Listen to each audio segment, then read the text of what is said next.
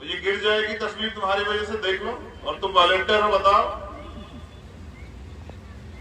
मंच पर उपस्थित हमारे तमाम सम्मानित नेता, हमारे मंडल के प्रभारी एसएस साहब, हमारे प्रभारी चौधरी रविंद्र भाटी जी, चौधरी महेंद्र सिंह जी, सुनील चित्तौड़ जी, हमारे माननीय जिला अध्यक्ष महेश चंद्रा जी और भीम आर्मी के युवा प्रदेश अध्यक्ष, और हमारी बहन, हमारी नेता जो है अर्चना गौतम जी, विनोद मिलिंद जी, और भीम आर्मी के जिलाध्यक्ष और तमाम जितने कार्यकर्ता पदाधिकारी यहाँ पहुंचे हैं, और एटा की सम्मानित महान जनता, हमारी माताएं बहनें और वॉलेंटियर, बैठ जाए। तुम ही सबसे ज्यादा खराब कर रहे हो, पता है तुम्हें। और जो अब हमसे प्यार करता है वो तो नहीं उठेगा आगे से, और जो नहीं प्यार करता वो खूब उठ के घूमता रहे, और तुम भी बैठ जाओ। क्या हुआ है बताओ, क्यों नहीं बैठ रहे हो? इसी मिट्टी में मिलना है जिस पे नहीं बैठ पा रहे हो। अंतिम यही है, चाहे पैसे वाला हो या गरीब हो, और कहां जाएगा अंत में? इसी मिट्टी में मिल जाएगा। तो हमारी बात मानते हैं, लेकिन ये जो लोग बनाए ना, ये बहुत बीच की कड़ी है, इनकी बात भी माना करो। और अनुशासन की बात तुमसे बाद में करेंगे। आज बहुत अच्छे कार्यकर्ता, सबसे बाद में बात करेंगे, लेकिन अब जो है काम की बात करने जिसके लिए आए। तो एटा की महान जनता और हमारी बहनें माताएं यहाँ बैठी हैं, और कुछ बच्चे हमारी नहीं मिली है तो खड़ी हैं, और ये सुनिश्चित करना चाहिए था कि जिन बहनों के सम्मान के लिए लड़ते हैं उनका सम्मान सुरक्षित रहे। तो नौजवान तो चाहे कुर्सियां छोड़ दें, बहनों को उनको बैठने की जगह दे दें। बताओ, जिनकी बहन बेटियां खड़ी रहेंगी वो अपने आप को सम्मानित महसूस कर रहे हैं, बताओ।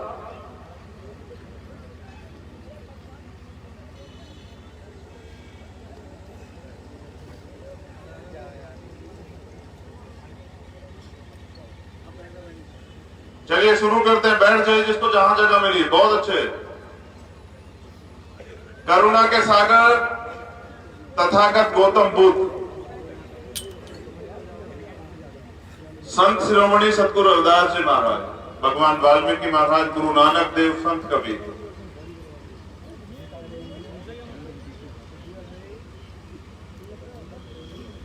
आप अगर लड़ाई खत्म हो जाए तो हम बोल लें, ये वॉलेंटियर आपको हटाएंगे तो अच्छा है।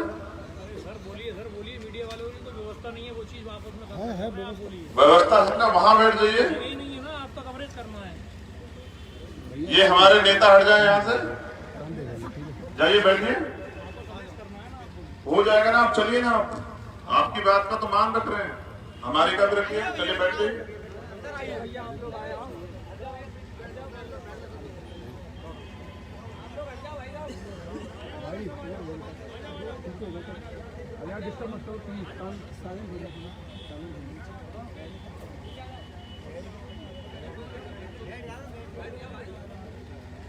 ये व्यवस्था आप सब लोगों को खुद बनानी पड़ेगी।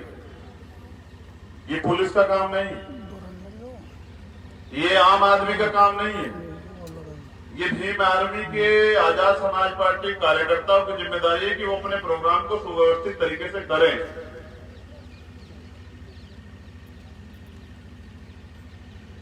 और अगर आप अपनी जिम्मेदारियों से भागते रहेंगे तो कभी सफलता आपको नहीं मिलने वाली।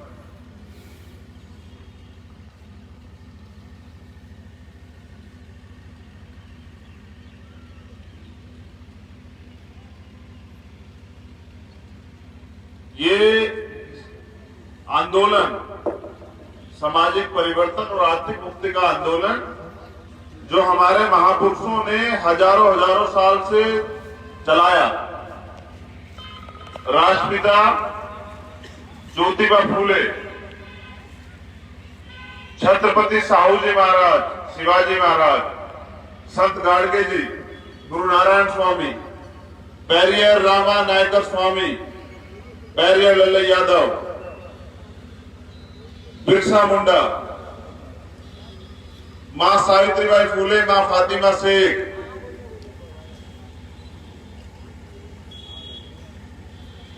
शहीद उधम सिंह, भगत सिंह, शहीद करतार सिंह सराभा, बाबू जगदेव प्रसाद कुशवाहा, जननायक कपूरी ठाकुर, मान्यवर दीना बाना वाल्मीकि और मेरे रहबर, मेरे गुरु, मेरे आदर्श मान्यवर साहब श्री काशीराम। परम पूजनीय बाबा साहब अम्बेडकर। ये नाम नहीं है, इतिहास है। वो इतिहास जिसकी वजह से आज हम यहाँ सम्मान से अपने प्रोग्राम को कर पा रहे हैं। अगर ये महापुरुष इस कड़ी में एक भी ना होता, अगर एक भी खाली छोड़ देते, तो हमारा विकास भी वहीं रुक जाता जहां की कड़ी में कोई महापुरुष खड़ा होकर अपना जीवन समर्पित करके आंदोलन ना चलाता। उनके आंदोलन की वजह से, उनके संघर्ष की वजह से, उनके बलिदान की वजह से आज हम लोग अपने आप को जानवरों के जीवन से इंसानों के जीवन की तरह जी रहे हैं। आजाद भारत, सत्ता परिवर्तित हो गई, क्या सामाजिक गैर बराबरी दूर हुई? आर्थिक गैर बराबरी दूर हुई?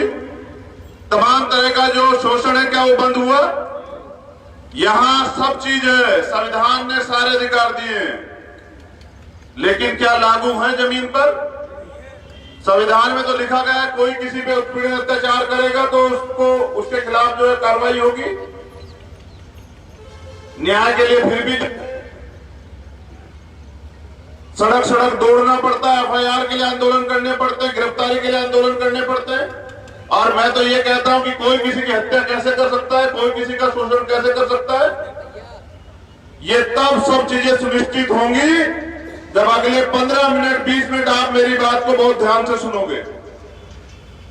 और अगर आप सिर्फ सुनोगे और भूल जाओगे तो भी कुछ बदलाव नहीं होगा, क्योंकि मैं पहली बार नहीं बोल रहा हूं, मैं तो बोलता रहता हूं। आप देखते हैं कोई दिन ऐसा नहीं होता कि हम संघर्ष या आंदोलन में नहीं होते। बताओ कोई दिन ऐसा होता है क्या? तो जिनका राज नहीं होता उनको संघर्ष करना पड़ता है।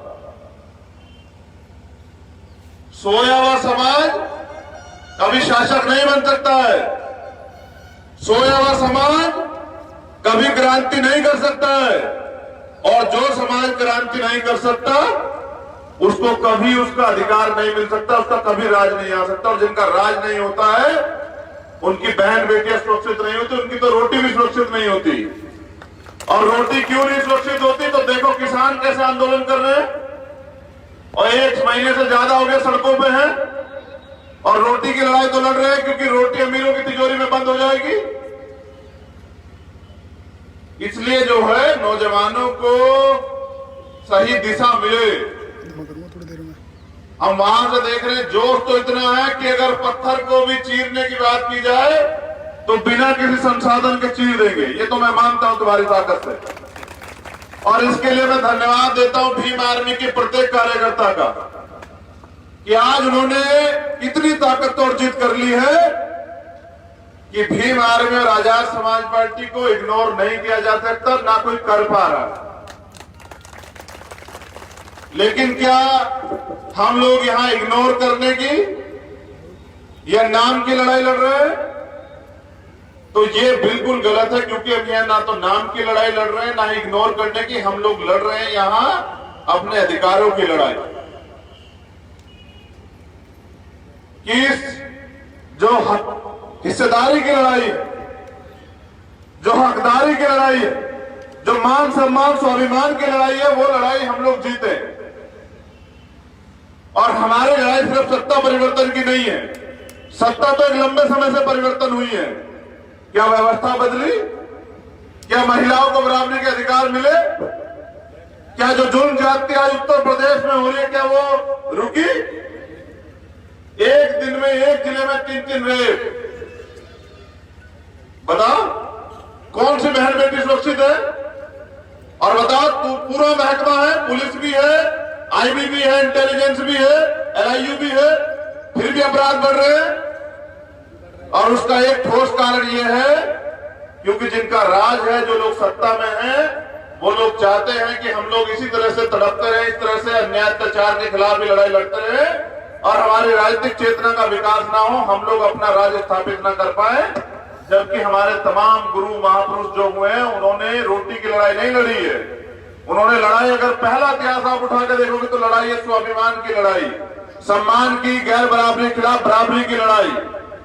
और इस गैर बराबरी पर आधारित व्यवस्था को बदलने के लिए और बदलकर समता, समानता, बंधुत्व, भाईचारे पर आधारित व्यवस्था को लागू करने के लिए भीम आर्मी के लोग पिछले 5 साल से दिन रात मेहनत कर रहे हैं, आंदोलन कर रहे हैं, तमाम तरह से समाज को तैयार कर रहे हैं जा जाके। और उसके बाद वो मुकदमे भी झेलते हैं, लाठियां भी झेलते हैं, तमाम तरह की परेशानियां भी, लेकिन संघर्ष का रास्ता नहीं छोड़ रहे हैं।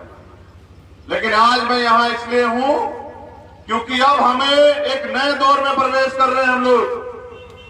3-4 दिन बाद आजाद समाज पार्टी को 1 साल हो जाएगा। 1 साल की पार्टी, जिस पार्टी ने आपकी मेहनत, आपके दम से इतनी पहचान तो बनाई है कि आज नौजवानों में यह विश्वास पैदा हो गया है कि उनको भी अधिकार मिलेंगे, वो भी, गरीब का बच्चा भी नेता बनेगा और गरीबों का भी राज आएगा। ये चेतना तो जागृत हो गई है और ये चेतना भी जागृत हो गई है आपके संघर्ष से, चाहे हाथरस हो या ना हो, कि बहन बेटियां जो है भरोसा करती है हमारी माताएं कि जब इस टीम के हाथ में सत्ता की बागडोर आएगी, इनको मौका मिलेगा, तो बहन बेटियां सुरक्षित रहेंगी और यहां तमाम तरह के जो अन्याय अत्याचार होते हैं वो भी खत्म हो जाएंगे। तो आज ये अवसर मिला इकट्ठा होने का, आमने सामने बात करने का। तो बस मैं आपसे कहना चाहता हूं कि बिना मांगे या मांगने से भी कुछ नहीं मिलने वाला। अगर आप कुछ चाहते हैं तो आपको उसके लिए संघर्ष करना पड़ेगा और वो संघर्ष जमीनी होगा, तभी जाके समाज में एक जोश, एक क्रांति उत्पन्न होगी। और मैं आपसे पूछना चाहता हूं, जो नौजवान बैठे, बताओ पहले अपने दिल से पूछो, अपना राज चाहते हो नहीं चाहते हो? बताओ, क्या तुम्हारी बिगड़ी हुई बात को या तुम्हारे जो अधिकार छीन लिए हैं या जो तुम्हें इतना गिरा के रखा गया लंबे समय तक, कोई दूसरा इस लड़ाई को लड़ेगा? क्या कोई तुम्हारा अधिकार दूसरा तुम्हें दे देगा? इन अधिकारों को पाने के लिए पहले भी संघर्ष करना पड़ा और अब भी संघर्ष करना पड़ेगा।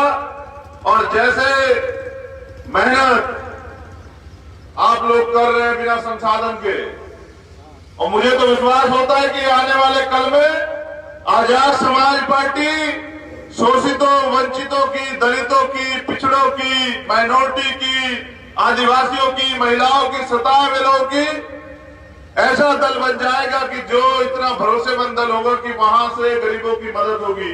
क्या ये मंच पे बैठे हुए लोग इस बात को समझते हैं कि कितनी उम्मीदें जो हैं ये गरीब समाज आपसे लगाए हुए है?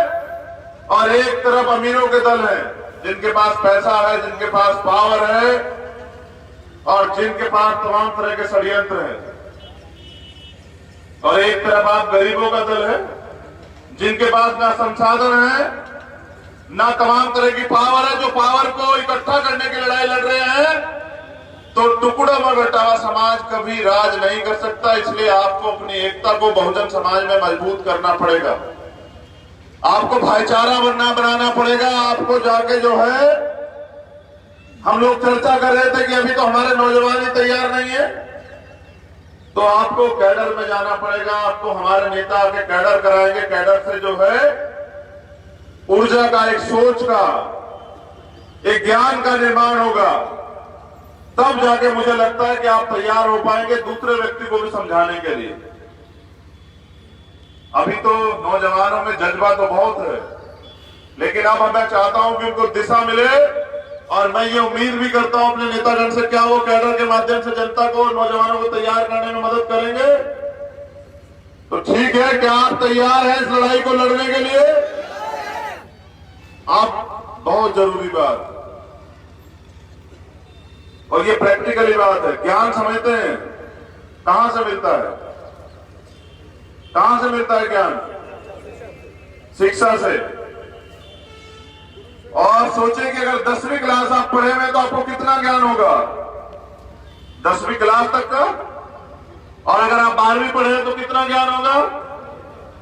और अगर आप ग्रेजुएट है तो कितना ज्ञान होगा। अगर आप पोस्ट ग्रेजुएट है तो कितना ज्ञान होगा। तो ज्ञान की कभी सीमा नहीं होती। इसलिए हमारे कार्यकर्ता नेता ये मत समझे कि वो परिपूर्ण हो चुके हैं, उनको सीखने की जरूरत नहीं है। अभी तो मैदान में आप लोग उतरे हो, यहां तमाम तरह से आपको सब लोगों को उससे सावधान रहना पड़ेगा। मीडिया कुछ ही लिख देती है, मीडिया तो यही दिखा देगी कि देखो तो वहां तो कार्यकर्ता अनुशासन में नहीं थे, तो आपकी बात बनेगी या बिगड़ जाएगी। समझ रहे हो नहीं समझ रहे हो? क्या समझाना चाह रहे हैं कि जो जुनून के साथ होश का काम हो कर लो। तो जो ताकत तुम्हारी बनी है वो ताकत इतनी मजबूत है कि तुम्हारे मुकाबले कोई व्यक्ति नहीं है जो अन्याय अत्याचार के खिलाफ लड़ सके या जो इस गुलामी की बेड़ियों को काटना चाहता हो। तो ज्ञान कभी पूरा नहीं होता, इसलिए कैडर में जरूर जाना चाहिए, सीखना चाहिए। और कैडर से क्या होगा कि आपको राजनीतिक चेतना का निर्माण आप में होगा और फिर आप दूसरे का सम्मान करना भी सीखेंगे और अपने सम्मान की सुरक्षा करना भी सीखेंगे। क्या आपको जरूरत नहीं है कि पुराने जो अनुभवी लोग हैं जो घर पड़े हुए हैं उनको इकट्ठा किया जाए? बताओ, एक और एक कितने होते हैं? और राजनीति में कितने होते हैं? एक और एक। राजनीति की भाषा समझ आती नहीं आती है? तो सीखना चाहिए नहीं चाहिए? बताओ। अब मैं फिर वही जो है, क्योंकि वापिस मुझे समझाना पड़ रहा है कि अनुशासन तुम लोगों को कि समझ जाओ और तैयार हो जाओ। ये लड़ाई तुम्हारे कंधों में लड़ी जाएगी, यहां कोई और नहीं आएगा लड़ने के लिए। लेकिन ये समझिए कि वो सपना जो है जो महापुरुषों का था, समता समानता बंधुत्व पे आधारित समाज, गैर बराबरी को के खात्मे का समाज, वो भी अधूरा और उसके लिए संघर्ष करना पड़ेगा। और उसके लिए चाहिए आपको गांव गांव जाके बूथ कमेटियों का निर्माण करो, ब्लॉक कमेटी का निर्माण करो, विधानसभा कमेटियों का निर्माण करो और भाईचारा स्थापित करो। तमाम जो वंचित समाज के लोग हैं उनको हिस्सेदारी दो, उनको नेता बनाओ, उनको साथ लो। और तब जाके जो है मुझे लगता है कि हमारी बनी हुई बात जो लंबे समय से आज तक नहीं बनी है, तब जाके हमारी बात बनेगी। और मुझे तो और खुशी होती है जब मैं अपनी बहनों को देखता हूं। अब तो हम पे जो है बहन भी नेता है, बताओ, और वो भी संघर्ष कर रही है। यहाँ तो बराबर के हिस्सेदारी में महिलाएं बैठी हुई है। ये माता बहनें क्या भरोसा करती है नहीं करती है? बताओ। भी हमारे में आजाद समाज पार्टी में जो दोनों हाथ उठाएगा उसी की बात मानेंगे। ठीक है, तो ये लड़ाई जो है ये राजकाज की लड़ाई, और जिनका राज होता है उनके सारे काम संवर जाते हैं। और जो तमाम परेशानी आपके जीवन में है, जिनसे आप वंचित हैं, जो सुख आपको मिलने चाहिए थे, और वो सारे तभी मिलेंगे जब आपका राज स्थापित हो जाएगा। तो अब क्या राज स्थापित करने की लड़ाई को हम लोग लड़े? बताओ, लड़े या ना लड़े? तुम्हारा ध्यान मेरी तरफ है या नहीं है? मेरी बातों पे है या मेरे चेहरे पे? किस बातों पे? चलो, बहुत अच्छी बात। मैं वहां से चल के यहां अपनी बात रखने आया कि हमें किस तरह से आने वाले कल में काम करना है। अब यहाँ पंचायत चुनाव का दौर, हमें अच्छे और ईमानदार काम करने वाले लोगों को तैयार करना है कि वो लोगों के बीच में जाके पार्टी के प्रति जन समर्थन को जुटाएं। और उसके लिए जो पुराने लोग उनको ज्यादा काम करना है और जो नए लोग हैं उनको भी काम करना है। तब जाके हमारी एकता से शक्ति का निर्माण होगा।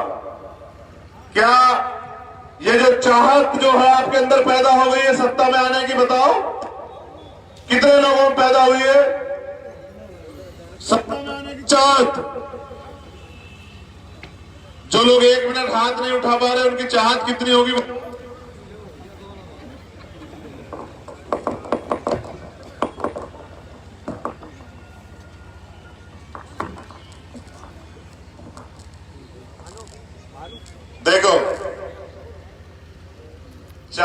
से ताकत का निर्माण होगा। अगर आपका फैसला सच्चा है, कहा माननीय काशीराम साहब ये कहते थे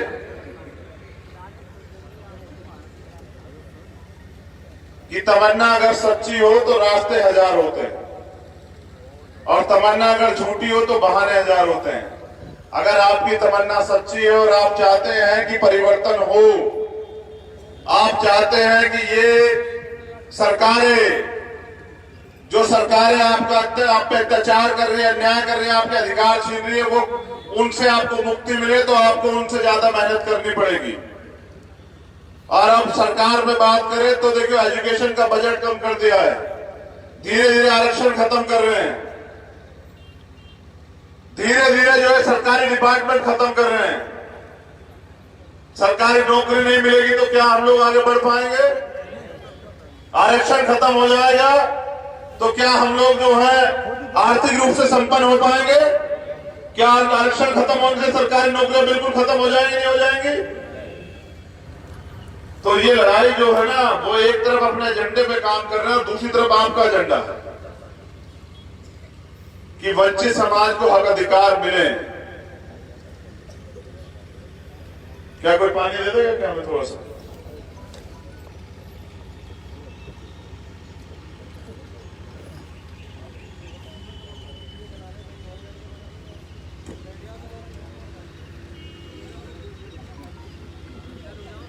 मैंने अपने जीवन का एक एक पल ये सोच के जो है जेल में काटा कि जब मुझे मौका मिलेगा तो मैं किसी और के साथ ये नहीं होने दूंगा।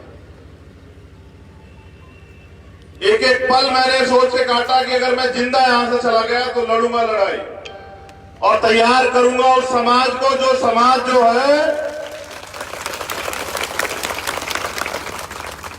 तमाम तरह से सताया गया है, उस पूरे बहुजन समाज को तैयार करूंगा कि फिर किसी के साथ अन्याय ना हो, कोई सरकार के जुल्मों का शिकार ना हो जाए। और आज मुझे मौका मिला है, और ये मौका मुझे मिला है, चाहे यहां मिला हो या पूरी दुनिया में। जब टाइम्स मैगजीन में भारत का नाम आता है तो 137 करोड़ लोगों में से 137 करोड़ लोगों में से एक व्यक्ति को चुना जाता है कि ये व्यक्ति जो है भारत का उभरता हुआ नेता है, जो भविष्य का निर्माण कर रहा है, जो भारत के लिए कुछ अच्छा करेगा। और वो कौन है? वो आपका अपना खून है, वो आप में से एक है। वो भी एक प्राइमरी स्कूल के हेडमास्टर का बेटा है, किसी प्रधानमंत्री मुख्यमंत्री का बेटा नहीं है।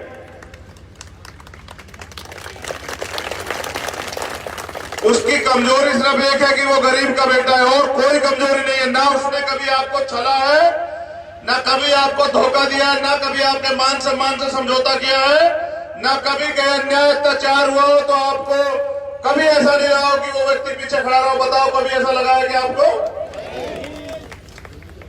मैं आज अपने दुख की बात आपसे करने आया हूं और आपसे ये विश्वास चाहने आया हूं कि मैं बाद में पता नहीं कब लौटूंगा आपके बीच,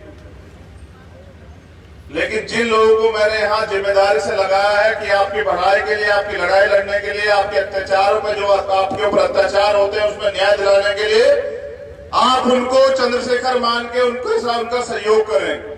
क्या आप ये सहयोग करेंगे? क्या ये आप सहयोग करेंगे? ठीक है, अब हम शुरू करते हैं। अभी तो आप तैयार हुए, हमारे लोग तो तैयार थे।